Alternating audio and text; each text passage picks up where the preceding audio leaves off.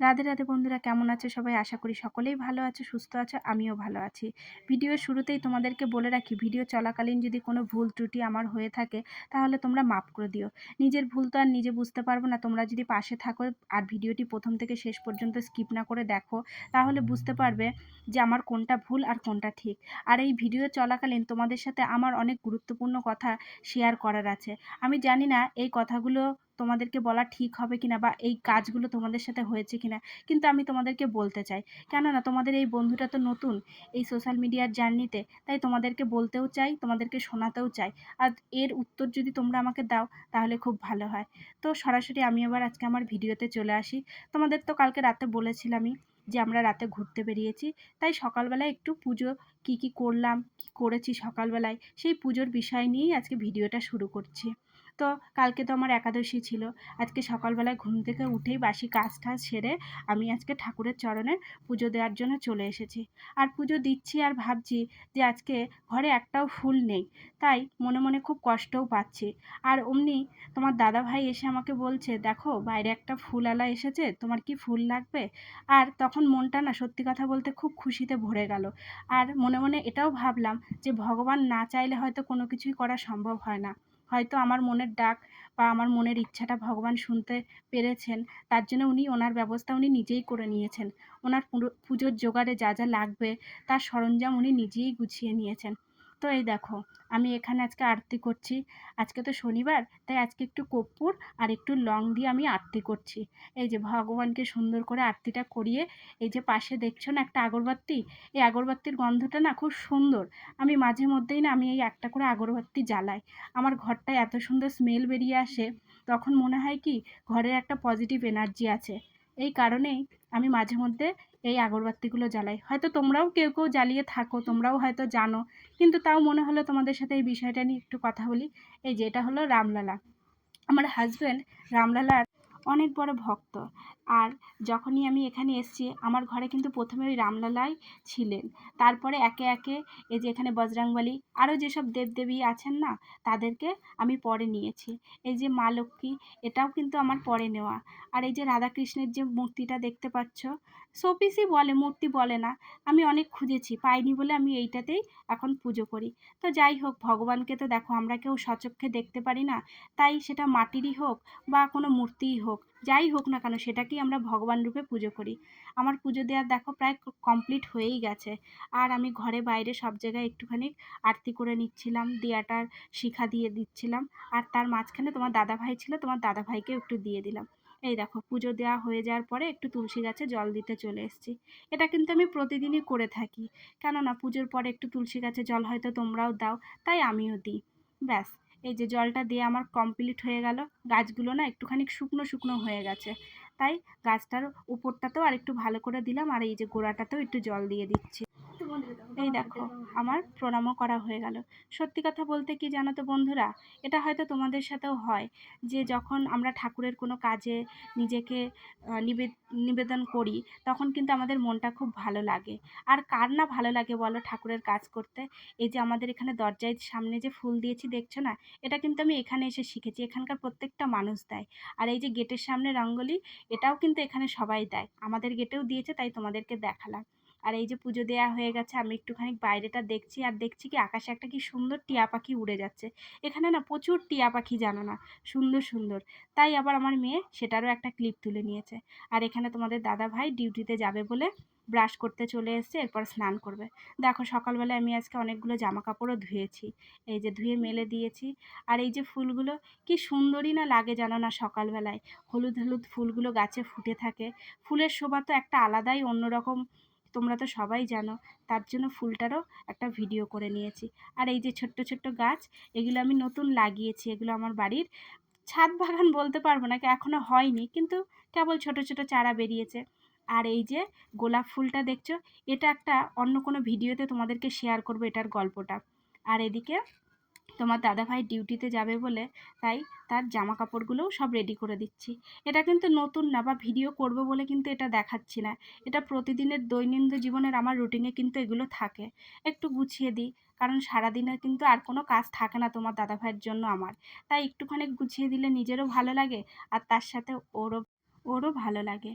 সত্যি বলতে বন্ধুরা জানো তো, এই সোশ্যাল মিডিয়ার প্ল্যাটফর্মটা না শুধু মানুষের মানুষের পরিচয় না বা ইনকামের রাস্তা না, একাকিত্বের সঙ্গীও বলতে পারো। আর এই দেখো আমার মেয়ে একা একা দুধ গরম করেছে, আর আমার চোখের আড়ালেই না এর মধ্যে কফি দিয়ে দিয়েছে। আর আমাকে বলছে, তুমি যখন আমাকে দুধ দাও দেখো তো এত সুন্দর বর্নভিটা দিয়ে কালার আসে কিনা। আর ও আমাকে বোকা বানানোর জন্য বলছে, দেখো আমি কত সুন্দর কালার বানিয়েছি। কিন্তু মায়ের কাছে তো সব দুষ্টুমি ধরা পড়ে যায়। তো এই দেখো আমাদের সকালে আজকে টিফিনে কি কি আছে। তোমার দাদাভাইকে একটু মুড়ি তরকারি দিয়ে দিয়েছি আর একটু চা দিয়ে দিয়েছি। তোমাদের কার কার পছন্দ আমাকে একটু জানিয়ে তো মুড়ি তরকারি। তোমাদের দাদাভাই কিন্তু খুব ভালোবাসে। আর এদিকে মেয়েকেও দুধ কলা আর দুটো খেজুর দিয়েছি, আর আমি একটু বাটিতে মুড়ি নিয়েছি, কলা নিয়েছি। আমি কিন্তু কখনো সকালে এত সকালে খাই না, কিন্তু কালকে একাদশী করেছি তাই আজকে কিছু একটু আগে আগে খেতে হবে, তাই খেয়ে নিলাম। খেয়ে এই দেখো ঠাকুর প্রণাম করে আমরা বেরিয়ে যাচ্ছি বাজারে যাওয়ার জন্য। কিছু কাঁচা সবজি লাগবে, ঘরে লাগবে বলেই আমরা যাচ্ছি সেগুলো আনতে। তো এই যে ঘরে আমি তালাও দিয়ে দিচ্ছি, এবার আমরা বেরোবো। কাল রাতে তো তোমাদেরকে বলেছিলামই যে আমরা কোন দোকানটা থেকে বাজার করি, ওই দোকানটাতেই যাব। চলো, গেলে দেখা হবে সেই দোকানে কি কি সবজি নিয়েছি আর কি কি নিচ্ছি, সবই দেখতে পাবে তোমরা। এই দেখো নিচে দেখছো এই বাচ্চাটা, এটা কিন্তু আমাদের নিচের যে রুমটা রয়েছে সেই রুমের বাচ্চা। খুব দুষ্টু জানো না, কিন্তু খুব কিউটও দেখতে, এত ভালো লাগে। আমরা যাচ্ছি যখন তখন আমাদের আবার টাটা দিচ্ছিল। এই যে আমরা এখন বেরিয়ে পড়লাম আমাদের সবজি বাজারের উদ্দেশ্যে। যেতে যেতে রাস্তাটার কথা ভাবছি আর কালকে রাতের কথা ভাবছি। কালকে রাতের রাস্তাটা কীরকম ছিল আর এখন কীরকম লাগছে। কিন্তু আমাদের এই এরিয়াটা না খুব শান্ত পরিবেশ জানো না, কোনো চিল্লামিল্লি, কোনো ঝুট ঝামেলা অশান্তি কিছুই থাকে না। যে যার যার কাজে ব্যস্ত। হ্যাঁ, তাই আমারও এই জায়গাটা প্রচণ্ড ভালো লাগে। অনেক জায়গাতেই গিয়েছি আশেপাশে দিয়ে, কিন্তু এই জায়গাটার উপরে যেন আমার মায়াটা বেশি বসে গেছে, কেননা আমরা এখানে থাকি বলে কি না জানি না। এই দেখো ঠেলাগাড়ি দেখতে পাচ্ছ তো, এই জায়গাটায় না এরকম ঠেলাগাড়ি করে অনেক সবজি টবজি ফুল মোটামুটি কিছু জিনিস বাড়ির উপরে উপরেও আসে, আবার রাস্তার উপরেও বিক্রি হয়। আর এই যে পাশে এটা হচ্ছে একটা শিব মন্দির, খুব বড় মন্দির জানো না। আমি একবার এসেছি পুজো দিতে, অন্য কোনো ভিডিওতে তোমাদের এই মন্দিরটা সম্পর্কে কিছু জানাবো, শেয়ার করব। ঠিক আছে, এই দেখো কথা বলতে বলতে আমরা কিন্তু প্রায় দোকানের কাছাকাছি চলেই এসেছি। এবার দোকানে যাওয়া যাক, কী কী সবজি নেবো তোমাদেরকে সেটাও দেখাবো। ও, আর তোমাদেরকে বলেছিলাম না যে তোমাদেরকে একটা গুরুত্বপূর্ণ কথা বলার আছে। আমি যখন ভয়েস ওভার দিই, আমি জানো না কি বলবো সেটা কিন্তু আমি বুঝেই পাই না, কিন্তু অন্য সময় মাথাতে আসে। আর আমি যখন এই চ্যানেলটা খুলেছি তখন ভেবেও রেখেছি যে আমি এই বিষয় নিয়ে আমি কথা বলবো, কিন্তু যখন আমি ভয়েস ওভার দিই তখন কিন্তু আমার মনে থাকে না। তোমাদের সাথেও কি প্রথম এটা হয়েছে? আমাকে জানিয়ে তো। আর এই দেখো আমরা দোকানেও চলে এসেছি, আর এইখানে কত সুন্দর সুন্দর লাল লাল টমেটো। আলু নেব বলেছি, কিন্তু আলুটা না আজকে ছোট ছোট, মানে বড় আলু যেরকম আমরা তরকারিতে দিই সেরকম না, একটু ছোট ছোট। আসল কথা কি বলতো, আজকে এখানে সবজিটা কিছু সবজি ভালো আছে, কিছু সবজি খারাপ আছে। কেননা আমরা অনেক সকালবেলায় তাড়াতাড়ি চলে এসেছি তো, এখনও এদের যে সবজির গাড়িগুলো আসে সকালের ফ্রেশ সবজিটা সেটা এখনও ঢোকেনি। তো যেটা আছে এখন আমাদের সেটাই নিতে হবে। তোমার দাদাভাই ডিউটিতে যাবে, না হলে লেট হয়ে যাবে, আর আমার সকালবেলায় সবজিটা দরকার। তাই তোমাদের দাদাভাইয়ের সাথে আমি সকাল সকাল বাজার করতে চলে এসেছি। এই যে বললাম না, সবজিগুলো মোটামুটি ভালো আছে, ক্যাপসিকামগুলো তো দেখতেই পাচ্ছ। তারপরে আরও বেগুন, এখানে না জানো তো আমাদের বাড়ির মতন ওই সাদা বেগুন আমি একবারও চোখে দেখিনি। এখানে এই ছোট্ট ছোট্ট বেগুনগুলো আর ওই কালো কালো বেগুন হয় ওইগুলো পাওয়া যায়, ওগুলো বড়ই পাওয়া যায়, আর এই বেগুনগুলো ছোট। তাছাড়া মোটামুটি এখানে সব রকমেরই সবজি পাওয়া যায়। আমরা এখানে কি কি সবজি নিচ্ছি আর কি কি নিয়েছি সেগুলো তোমাদেরকে পরে বাড়িতে গিয়ে কি কি নিয়ে গেলাম সেগুলো তোমাদেরকে আমি শেয়ার করব। এই যে আলুও নিয়ে নিয়েছে তোমাদের দাদাভাই, আর টমেটো তো দেখেইছো তোমরা আগে। এখানকার আলুগুলো বড় বড় ছিল, তাই দোকানদার বলল তোমরা এখান থেকে নাও। কারণ আমরা এখানে রোজই প্রায় সবজি নিতে আসি, মানে 2 দিন 4 দিন বাদে বাদে, আমরা রেগুলার কাস্টমার তো। তাই উনি বলল তুমি ওই আলুগুলো নিও না, তুমি এই আলুগুলো নাও। তার জন্য আমরা আবার বেছে বেছে বড় বড় আলুগুলো নিয়ে নিয়েছি। আর হ্যাঁ, আর একটা কথাও তোমাদেরকে বলার আছে। জানো তো বন্ধু, আমি যখন ভয়েস ওভার দিই না আমি কিন্তু খুব হাঁপিয়ে যাই। কেন হাঁপিয়ে যাই আমি কিন্তু জানি না। তোমাদের সাথেও কি ভিডিওর শুরুতে এরকম হয়েছে? আমার কি কোনো প্রবলেম হচ্ছে, না আমার শরীরেই কোনো প্রবলেম আছে? তোমরা কিন্তু আমাকে প্লিজ জানিও।